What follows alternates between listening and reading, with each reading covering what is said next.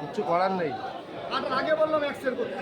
কি আছে কি আছে আরে ড্রিং পিস হবে। রাম করে ফেলেছে, ঠিক আছে ওটা কোনো ব্যাপার না, জুড়িয়ে খেয়ে নেবে। বারবার বলছি যখন মারলাম তখন বললাম এক্সেল করবে এক্সেল করবে এক্সেল করবে। ঠিক আছে কোনো ব্যাপার না, কাটো সুন্দর করে কেটে দাও। গালাগালি শুনবে নাকি ড্রাইভার? না কিচ্ছু বলবে না, মানুষ মাত্রই তো ভুল হয় নাকি।